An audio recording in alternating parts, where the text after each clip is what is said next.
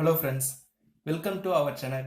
இந்த வீடியோவில் என்ன பார்க்க போகிறோம் பார்த்தீங்கன்னாக்கா 7th டேர்ம் 2 இயல் 2, அதாவது அளவைகள் மெஷர்மெண்ட்ஸில் இருக்கக்கூடிய பயிற்சி 2.2 அதில் இருக்கக்கூடிய எல்லா சம்ஸும் தான் இந்த வீடியோவில் பார்க்க போகிறோம்.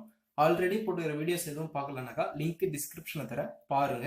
இது வரைக்கும் நம்ம சேனலை சப்ஸ்கிரைப் பண்ணலனாக்கா கீழே இருக்கக்கூடிய ரெட் கலர் சப்ஸ்கிரைப் பட்டன் அழுத்தி மறக்காமல் சப்ஸ்கிரைப் பண்ணிவிடுங்க. நான் போடக்கூடிய வீடியோஸ் உங்களுக்கு தொடர்ச்சியாக வரணுனாக்கா பக்கத்தில் இருக்கக்கூடிய பெல் ஐக்கான்ல ஆல் என்ற ஆப்ஷனை செலக்ட் பண்ணிடுங்க. வாங்க வீடியோக்குள்ள போகலாம். முதல் கேள்வி, 105 சென்டிமீட்டர் விட்டம் உள்ள வட்ட வடிவ உணவு மேசையின் பரப்பளவு காண்க. என்னன்னாக்கா 105 சென்டிமீட்டர் விட்டம் உள்ள, டி பார்த்தீங்கன்னா 105ன்னு சொல்லிட்டாங்க. என்னன்னாக்கா உணவு மேசை டைனிங் டேபிளோட பரப்பளவு என்னன்னு கேட்குறாங்க. விட்டம் கொடுத்துக்கிறாங்க. ஆரம் கண்டுபிடிக்கணும்னாக்கா விட்டம் டிவைடட் பை 2 போட்டினாக்கா ஆரம் கிடைச்சிடும். நமக்கு பரப்போட ஃபார்முலா என்னன்னு பார்த்தீங்கன்னாக்கா πr ஸ்கொயர். பை பார்த்தீங்கன்னா 22/7 இன்ட்டு ஆர் ஸ்கொயர் பார்த்தீங்கன்னா 105/2 இன்ட்டு 105/2 ரெண்டு முறை போட்டணும் ஆர் ஸ்கொயருக்காக. அதனால இதை கேன்சல் பண்ணால் 15 முறை வரும். இதை கேன்சல் பண்ணனா 11 முறை வரும். இது இரண்டுமே மல்டிப்ளை பண்ணனாக்கா 165 இன்ட்டு 105 டிவைடட் பை 2. இது ரெண்டுத்துமே மல்டிப்ளை பண்ணனாக்கா 173/25 வரும். அதாவது 17,325 டிவைட் பை 2 வரும். அதை கேன்சல் பண்ணனாக்கா ரெண்டால கேன்சல் பண்ணனாக்கா 8662.5 சென்டிமீட்டர் ஸ்கொயர். பரப்பளவு பார்த்தீங்கன்னாக்கா 8662.5 சென்டிமீட்டர் ஸ்கொயர். அடுத்து இரண்டாவது கேள்வி என்னன்னு பார்த்தீங்கன்னாக்கா 2.135 மீட்டர் புக்கில் பார்த்தீங்கன்னா உங்களுக்கு ஆரம் உள்ள குண்டு எறிதல் வளையத்தின் பரப்பளவை கணக்கெடுக்குன்னு சொல்லியிருப்பாங்க. இது ஆரம்னு போட்டாக்கா புக் ஆன்சர் உங்களுக்கு வராது. அதனால விட்டம்னு போட்டீங்கன்னாக்கா உங்களுக்கு புக் பேக்கில் இருக்கக்கூடிய ஆன்சர் கரெக்டாக வரும். அதாவது 2.135 மீட்டர் விட்டம் உள்ள குண்டு எறிதல் வளையத்தின் பரப்பளவை கணக்கிடுக. குண்டு எறிதல்னா குண்டு தூக்கி போடுற இடத்துல ஒரு ரவுண்டாக இருக்கும், சரிங்களா? இந்த வட்டத்துக்குள்ள தான் அந்த குண்டு தூக்கி போடணும். அதோட விட்டம் பார்த்தீங்கன்னா 2.135. இதோட பரப்பளவு என்னன்னு கேட்குறாங்க, சரிங்களா? விட்டம்னா ஆல்ரெடி சொல்லிட்டேன் உங்களுக்கு. விட்டம்னா இது ஃபுல்லாக இதுலேருந்து இது வரைக்கும் இருக்கிறது தான் விட்டம்.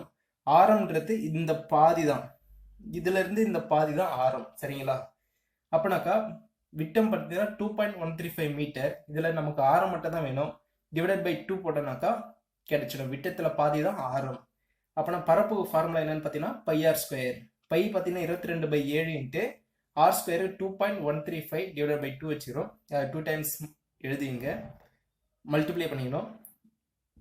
7ஆல் கேன்சல் பண்ணனாக்கா 0.305 வரும். இங்கே 2ஆல் கேன்சல் பண்ணனா 11 டைம்ஸ் வரும். இது இரண்டுமே மல்டிப்ளை பண்ணனாக்கா 3.355 வரும் இன்ட்டு 2.135 டிவைடட் பை 2. இது இரண்டுமே மல்டிப்ளை பண்ணனாக்கா 7.1629/2 வரும். இதை கேன்சல் பண்ண 2ஆல் கேன்சல் பண்ணனாக்கா 3.58 மீட்டர் ஸ்கொயர்னு வரும். அப்போனாக்கா அந்த குண்டு எறிதல் வளையத்தின் பரப்பளவு என்னன்னு பார்த்தீங்கன்னாக்கா 3.58 மீட்டர் ஸ்கொயர்.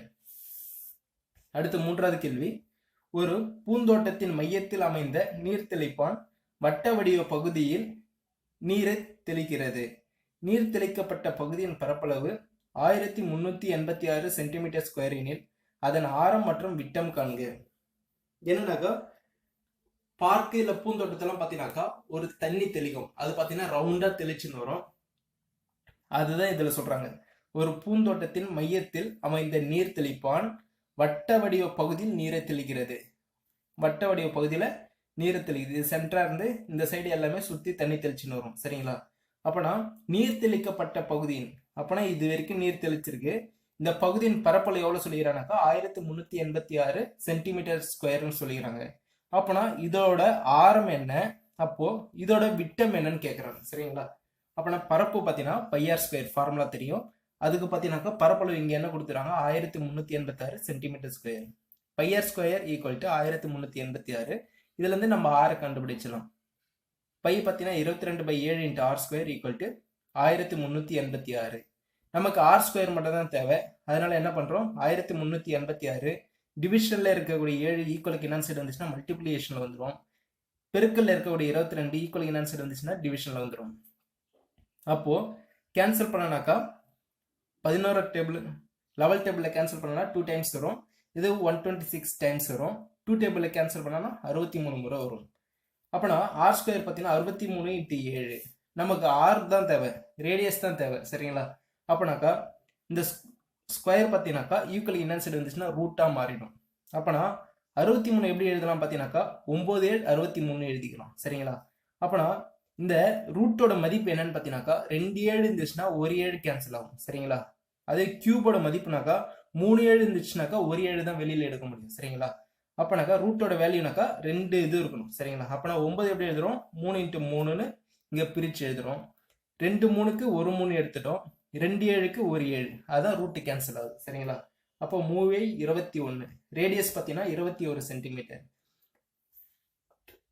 ரேடியஸ் 21னாக்கா டயாமீட்டர் எப்படி இருக்குன்னா 2 டைம்ஸ் அதிகமாக இருக்கும். சரிங்களா? அப்போனாக்கா டி ஈக்குவல் டு 21 × 2, அதாவது 2r வரும். ஆர் பார்த்தீங்கன்னா 21, டி பார்த்தீங்கன்னா 42 சென்டிமீட்டர். 4வது கேள்வி, ஒரு வட்ட வடிவ பூங்காவின் சுற்றளவு 352 மீட்டர் எனில் அந்த பூங்காவின் பரப்பளவு காணுங்க. சுற்றளவு கொடுத்துறாங்க, பூங்காவோட சுற்றளவு கொடுத்துக்கிறாங்க 352 மீட்டர். சுற்றளவு ஃபார்முலா என்ன பார்த்தீங்கன்னாக்கா πd. சரிங்களா? πd equal to 352 metre equal to பையோட வேல்யூ 22/7 × d, இதுலேருந்து 352. நமக்கு டி மட்டும் தான் தேவை, அதனால இதை ஈக்குவலுக்கு என்னன்னு சொல்லி அனுப்பிட்டோம்னாக்கா 7/22 வரும். கேன்சல் பண்ணனாக்கா லெவல் டேபிளில் கேன்சல் பண்ணனாக்கா 2 டைம்ஸ் இது வரும். இங்கே பார்த்தீங்கன்னா 32 டைம்ஸ் வரும். 2ஆல் கேன்சல் பண்ணனாக்கா 16 வரும். சரிங்களா? அப்போனா 16 × 7 112 மீட்டர். டயாமீட்டர் பார்த்தீங்கன்னாக்கா 112. நமக்கு ரேடியஸ் தான் தேவை, ஏன்னாக்கா பரப்பளவு கண்டுபிடித்து ரேடியஸ் வச்சு தான் கண்டுபிடிக்க முடியும். சரிங்களா? அப்போ நான் ஆர் ஈக்குவல் டு 112/2. அப்போ என்ன வரும்? 56ன்னு வரும். ரேடியஸ் பார்த்தீங்கன்னாக்கா 56 மீட்டர். சரிங்களா? பரப்பளவு கண்டுபிடித்துக்கு ஃபார்முலா πr ஸ்கொயர். πr ஸ்கொயருக்கு பார்த்தீங்கன்னாக்கா π 22/7, ஆர் கண்டுபிடிச்சிடும் 56ன்னு, × 56 × 56, 7 கேன்சல் பண்ணோன்னா 8 56, 22 × 8 மல்டிப்ளை பண்ணனாக்கா 176 × ஒரு 56 மல்டிப்ளை பண்ணோம். இது இரண்டையுமே மல்டிப்ளை பண்ணினாக்கா 9856, 9856 மீட்டர் ஸ்கொயர். அந்த வட்ட வடிவ பூங்காவின் பரப்பளவு பார்த்தீங்கன்னாக்கா 9856 மீட்டர் ஸ்கொயர். அடுத்து 5வது கேள்வி, 4.9 மீட்டர் நீளமுள்ள ஒரு கயிற்றால் ஒரு ஆடு கட்டப்பட்டுள்ளது எனில் ஆடு மேயக்கூடிய அதிகபட்ச பகுதியின் பரப்பளவை கணக்கிடுக. ஒரு ஆடு வந்து கட்டி வைக்கிறான்னு வச்சுங்களேன், இந்த இடத்துல சென்ட்ரா கட்டுறாங்க, ஏதோ ஒரு கம்பியிலே இல்லை இதிலே கட்டுறானாக்கா ஒரு பர்டிகுலர் நீளம் இருக்கு, அதாவது 4.9 இருக்குனாக்கா இந்த ஆடு என்ன பண்ணனாக்கா எல்லா இடமும் சுற்றி மெஞ்சினே வரும். சரிங்களா? அப்போனாக்கா இது என்னவாகும்? ஒரு வட்டமாக மாறும். அந்த ஆடு மேயக்கூடிய அதிகபட்சம், அதாவது அந்த ஆடு மேயக்கூடிய பரப்பளவு பார்த்தீங்கன்னாக்கா ஒரு வட்டத்தை கிரியேட் பண்ணும். ஃபுல்லாக மேய்ஞ்சதுனாக்கா ஒரு வட்டத்தை கிரியேட் பண்ணும்.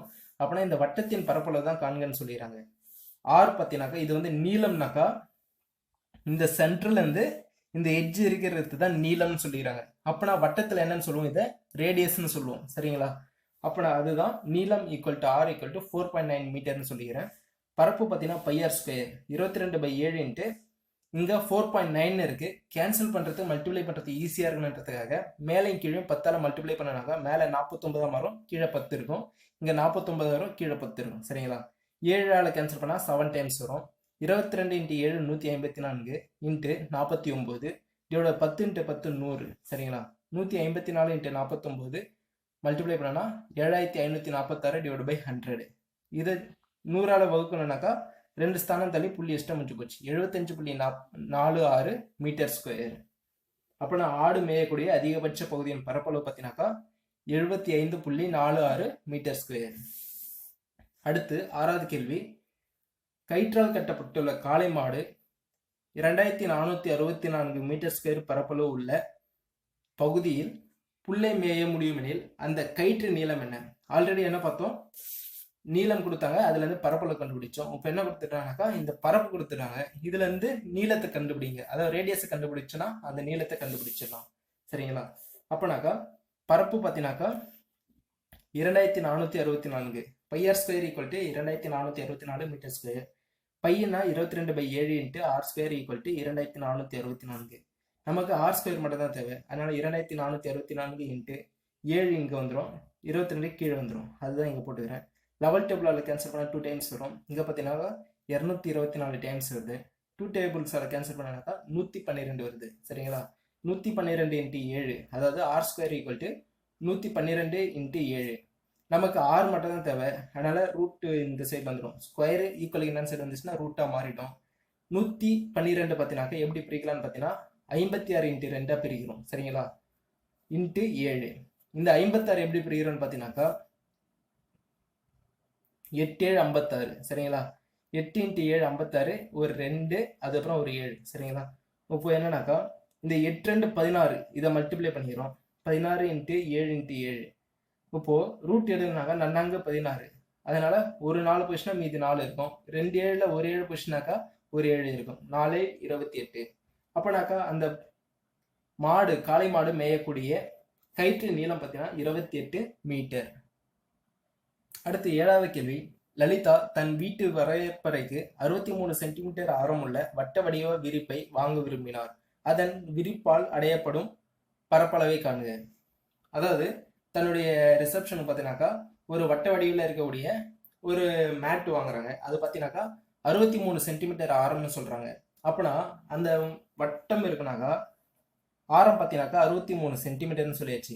இதனால அந்த ஒரு இடம் வந்து ஸ்கொயரோ இல்லை ரெக்டாங்குலரோ இருக்குனாக்கா அந்த இடத்த அடையக்கூடிய பரப்பளவு கேட்குறாங்க. இந்த மேட்டால் அடையக்கூடிய பரப்பளவு கேட்குறாங்க. அப்போனாக்கா ஆர் பார்த்தீங்கன்னாக்கா 63 சென்டிமீட்டர், பரப்பு பார்த்தீங்கன்னா பையார் ஸ்கொயர் 22/7 இன்ட்டு 63 இன்ட்டு 63. 7ஆல் கேன்சல் பண்ணால் 9 டைம்ஸ் வரும். 22 இன்ட்டு 9 பார்த்தீங்கன்னாக்கா 198 இன்ட்டு 63. இது ரெண்டுத்தையும் மல்டிப்ளை பண்ணனாக்கா 12474, அதாவது 12474 சென்டிமீட்டர் ஸ்கொயர். அந்த விரிப்பால் அந்த மேட்டால் அடையக்கூடிய பரப்பளவு பார்த்தீங்கன்னாக்கா 12474 சென்டிமீட்டர் ஸ்கொயர் அளவுக்கு அந்த இடத்தை அடைத்துக்கொள்ளும் சொல்றாங்க. அடுத்து 8வது கேள்வி. 49 மீட்டர் விட்டம் உள்ள வட்ட வடிவ பூந்தோட்டத்தை தேன்மொழி சீரமைக்க விரும்பினார். ஒரு சதுர மீட்டருக்கு ரூபாய் 150 வீதம் செலவாகும் எனில் மொத்த செலவு தொகையை கணக்கிடுக. என்னன்னாக்கா விட்டம் பார்த்தீங்கன்னா 49 மீட்டர்னு சொல்லியாச்சு. அந்த வட்ட வடிவ பூந்தோட்டத்தை வந்து தேன்மொழி வந்து ஒன்று சமமாக்குறாங்க, இல்லைன்னா அதை கிளீன் பண்றாங்க. அப்படி கிளீன் பண்றப்போ ஒரு சதுர மீட்டருக்கு எவ்வளவு கேட்குறாங்கனாக்கா 150 ரூபா கேட்குறாங்க சரிங்களா. கிளீன் பண்றது 150 ரூபா ஆகுனாக்கா இந்த 49 மீட்டர் விட்டம் உள்ள மொத்த பூங்காவையும் கிளீன் பண்றதுக்கு எவ்வளவு ஆகும்னு கேட்குறாங்க. அப்பனாக்கா இது நம்ம எப்படி கண்டுபிடிக்கும்? கிளீன் பண்றதுனா என்னன்னாக்கா இந்த பரப்பு தான் கிளீன் பண்ண போறோம் சரிங்களா. இந்த பரப்பை கிளீன் பண்றது பரப்பளவு கண்டுபிடிக்கணும். அப்படின்னா விட்டம் பார்த்தீங்கன்னாக்கா 49 மீட்டர், அதுல இருந்து ஆரம் நமக்கு வேணா 49/2 சரிங்களா.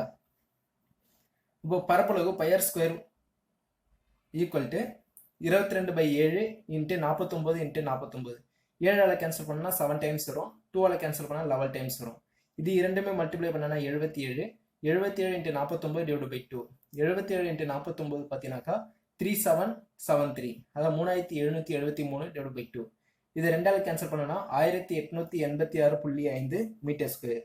இந்த பரப்பு பார்த்தீங்கன்னா அந்த வட்ட வடிவ பூந்தோட்டத்தின் பரப்பு பார்த்தீங்கன்னாக்கா 1886.5 மீட்டர் ஸ்கொயர் அவ்வளோ இருக்கு சரிங்களா.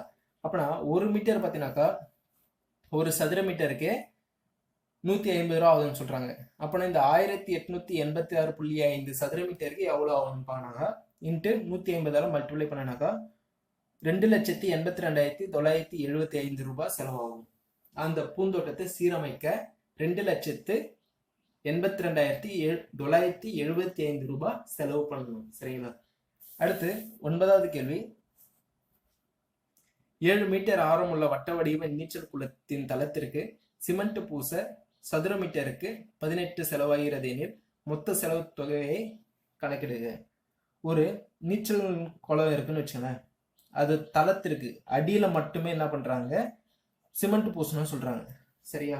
அப்படின்னாக்கா அதோட விட்டம் எவ்வளோன்னு சொல்லிக்கிறான்னு பார்த்தீங்கன்னாக்கா 7 மீட்டர், ஆரம் பார்த்தீங்கன்னா 7 மீட்டர். அப்போனா இதோட அடித்தளத்துக்கு மட்டும் நம்ம பூசுறோம்னாக்கா என்னது பரப்பளவு கண்டுபிடிச்சாகணும் சரிங்களா. இந்த பரப்பளவு கண்டுபிடிச்சோனாக்கா ஒரு சதுர மீட்டருக்கு 18 ரூபாய்னாக்கா அங்க வரக்கூடிய பரப்பளவு இன்ட்டு 18 போட்டீங்கன்னாக்கா மொத்த செலவை கண்டுபிடிச்சிடலாம். அப்பனாக்கா 7 மீட்டர் பார்த்தீங்கன்னாக்கா ஆரம் ரேடியஸ் பார்த்தீங்கன்னாக்கா 7 மீட்டர், பரப்பளவு பார்த்தீங்கன்னா பையார் ஸ்கொயர் 22/7 இன்ட்டு 7 இன்ட்டு 7 சரிங்களா. அப்போனாக்கா 7 7 கேன்சல் ஆகிடும். 22 இன்ட்டு 7 பார்த்தீங்கன்னா 154. அந்த நீச்சல் குளத்தின் பரப்பளவு பார்த்தீங்கன்னா 154 மீட்டர் ஸ்கொயர். சரிங்களா? சதுர மீட்டர். ஒரு சதுர மீட்டர் 18 ரூபாய்னா 154 சதுர மீட்டருக்கு எவ்வளோ ஆகும் பார்க்கணும்.